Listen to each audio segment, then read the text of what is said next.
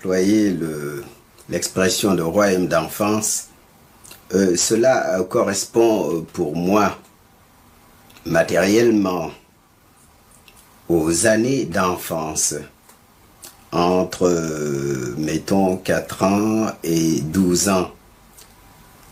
Mais ce royaume d'enfance est délimité matériellement également par 2 cantons. Le canton où je suis né, de Joal, et le canton où j'ai passé mes premières années jusqu'à l'âge de 6 ans, le canton de Fimela, près de Djilor. En effet, mon père était un propriétaire terrien assez aisé, mais chez les Sérères, on est de la famille de sa mère. Et ma mère était une fille de paysanne. Elle avait son frère qui était un paysan. Et chaque fois que je le pouvais, je m'échappais de la villa paternelle au sens latin du mot pour aller avec mon oncle et passer les après-midi avec les petits bergers. Naturellement, nous évoquions des histoires fantastiques et nous vivions réellement en communion avec le passé, avec les esprits des ancêtres, avec les animaux totémiques, avec les morts. Et pour moi, ça a été vraiment un royaume merveilleux lorsqu'à 7 ans, mon père m'a obligé de partir pour la mission de Joal, où j'ai reçu les premiers éléments d'éducation par le père Dubois, qui était un Normand. Ça a été un véritable déchirement pour moi, d'autant plus qu'il me fallait quitter ma mère, mon oncle et mes enfants. C'est ce royaume d'enfance mi-réel, mi-surnaturel qu'évoquent la plupart de mes poèmes. Mon père, comme je vous l'ai dit, était un propriétaire terrien assez aisé, mais il n'était pas cultivé au sens d'aujourd'hui. Il parlait mal le français, il ne savait pas lire et écrire, mais il vivait dans l'amitié des rois du Sine. C'était un Sérère du Sine. De telle sorte que j'ai été éduqué dans les traditions de nos ancêtres et aussi par mon oncle dans les traditions paysannes, de telle sorte que j'étais dans une société mixte, noble et paysanne en même temps. On m'a appris d'une part le sens de l'honneur, le sens de la dignité, et d'autre part, on m'a appris le sens de la terre.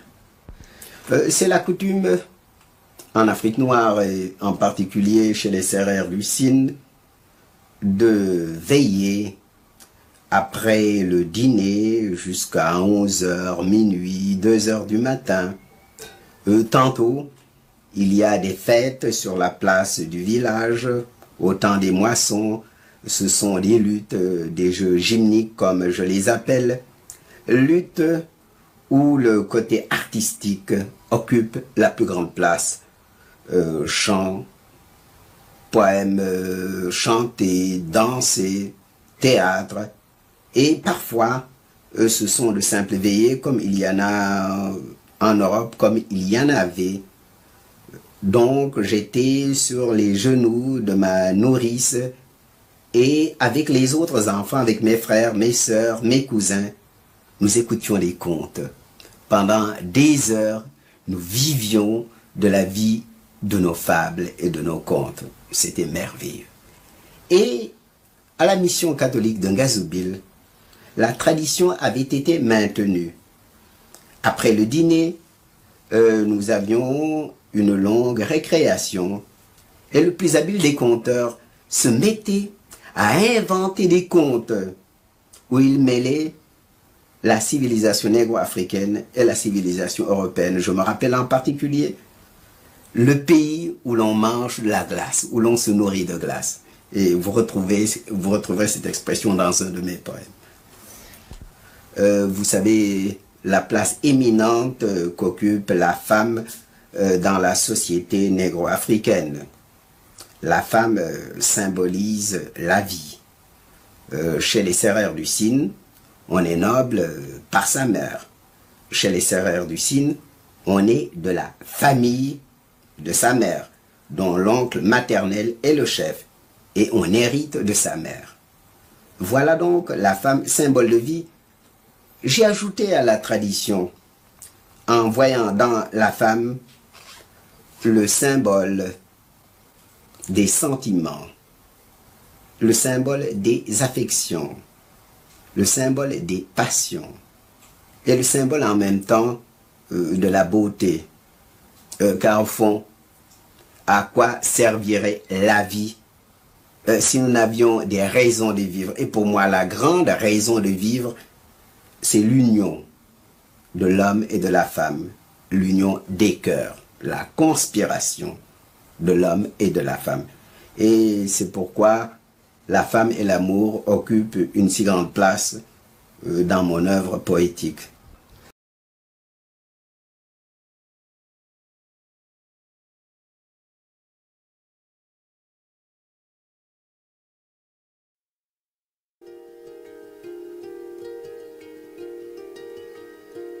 Naked woman, black woman, clothed with your color which is life, with your form which is beauty. In your shadow I have grown up, the gentleness of your hands was laid over my eyes. And now, high up on the sun-baked pass, at the heart of summer, at the heart of noon, I come upon you, my promised land, and your beauty strikes me to the heart like the flash of an eagle. Naked woman, dark woman, firm-fleshed ripe fruit, sombre raptures of black wine, mouth making lyrical my mouth, savannah stretching to clear horizons, savannah shuddering beneath the east wind's eager caresses. Caved tom, tom, toad, tom, tom, muttering under the conqueror's fingers. Your solemn contralto voice is the spiritual song of the beloved. Naked woman, dark woman, oil that no breath ruffles, calm oil on the athlete's flanks, on the flanks of the princes of Mali, gazelle limbed in paradise. Pearls are stars on the night of your skin, delights of the mind, the glinting of red, gold against your watered skin, under the shadow of your hair. My care is lightened by the neighboring signs of your eyes. Naked woman, black woman, I sing your beauty that passes, the form that I fix in the eternal, before jealousy fate turn you to ashes, to feed the roots of life.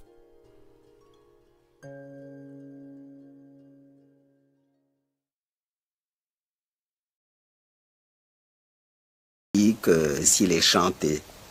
Au demeurant, le même mot désigne le chant et le poème. Mais l'accompagnement musical n'est pas nécessaire. Ainsi, dans les poèmes gymniques sérères, il y a un rythme différent, mais il y a tout de même un rythme spécifique, que le poème soit récité ou qu'il soit chanté. Les accents se déplacent tout simplement de telle sorte qu'on peut toujours lire un poème sans accompagnement de chant. Quel est le caractère particulier du rythme négro-africain? Bon, le rythme négro-africain, c'est l'unité dans la diversité. Je m'explique. Les poèmes négro-africains sont, je vous l'ai dit, généralement chantés ou déclamés. Prenons le cas de la déclamation. Il y a un rythme de base qui est exprimé par les gros tam-tams. C'est un rythme très monotone. Par exemple, 1, 2, 3, 4, 1, 2, 3, 4, 1, 2, 3, 4, 1, 2, 3, 4, tétramètre. Ainsi, yagana, yagana, yagana, degele, yagana, daoren, soganyo, degele. Et alors, le rythme de base reproduit les tam-tams, les gros tam-tams reproduisent ce rythme de base qui est despotique, monotone. Mais à côté, il y a le coryphée qui a un long tam-tam et qui, solidement appuyé sur ce rythme de base, peut avoir un rythme plus libre avec des contretemps et des syncopes. Et le récitant s'appuie sur le rythme de base, mais lui aussi très librement, de telle sorte qu'il peut faire des contretemps ou des syncopes.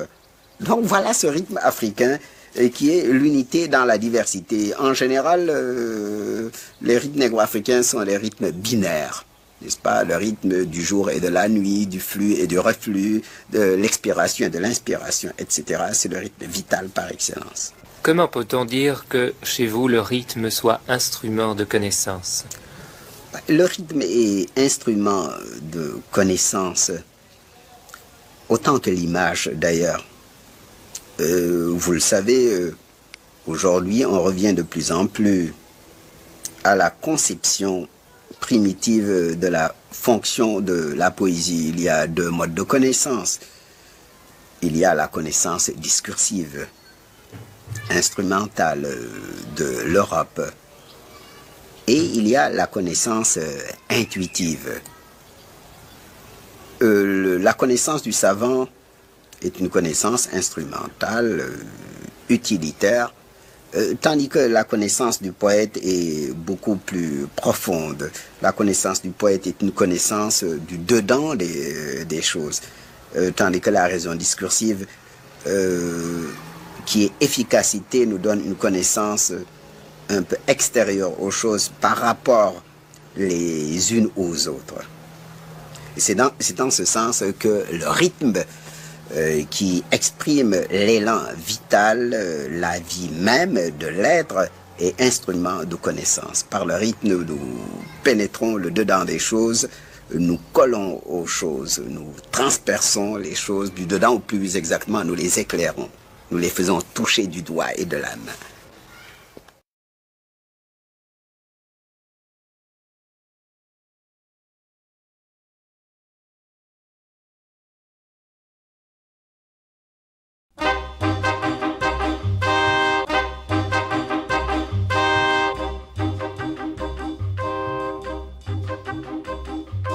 Dream of a land my soul is from.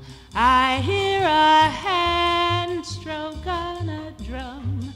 Shades of delight, cocoa hue, rich as the night, afro blue.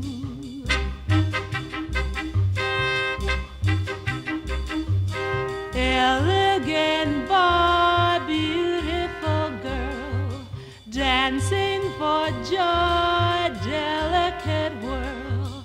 Shades of delight, cocoa hue, rich as the night, afro blue. Two young lovers face to face with undulating grace. They gently sway, then slip away to some secluded place. Shades of delight, cocoa hue, rich as the night, afro blue.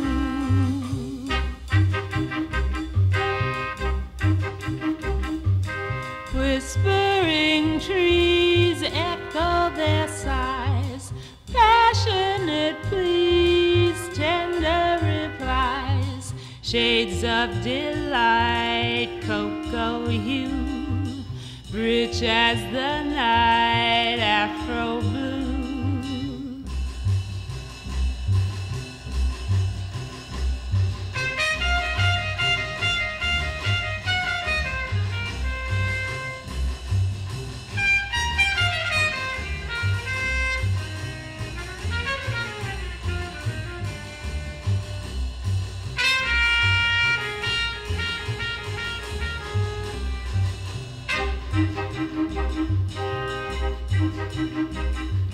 Lovers in flight, upward they glide, burst at the height, slowly subside. countryside, shades of delight, cocoa hue, rich as the night, Afro blue.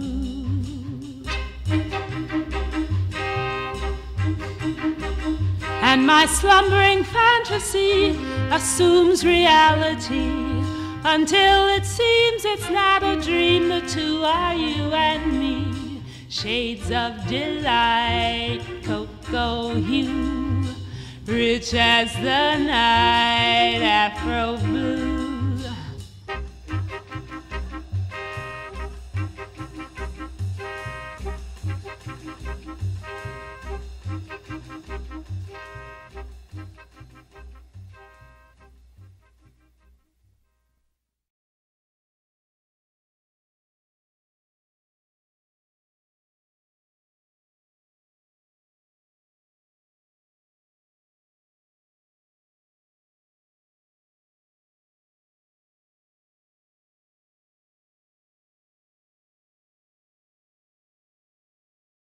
When you see a black woman smiling, sometimes it's an open wound to keep from crying. Black woman is trying to find a way. Out of no way, you ain't got to worry about being lost, because black women will find a way. Time after time. But see, it was just last year Time magazine said it was the year of Me Too. You've been beaten? Me too. You've been broken? Me too. You've been raped? Me too. You've been kneeling and opening your mouth for anthems white men tell you you gotta stand for. Me too. But I'm still smiling, still being every mountain high than being blamed for a black man's low. Still amazing grace, because I'm always saving grace. See, I'm still joyful, coochie plastered and molded for all the world to see. My pain looks like it could be in a museum for all the world to see. Looks like breasts and thighs and lips on surgical tables. Looks like I'm a hoe when I'm twerking. Looks like keep it classy. Looks like my melanin is popping, but these bodies stay popping up, and my pain is still a gauge, because it ain't no pain like a black woman's pain. Ask Mary. Ask Sabrina Fulton. Ask Mamie Till.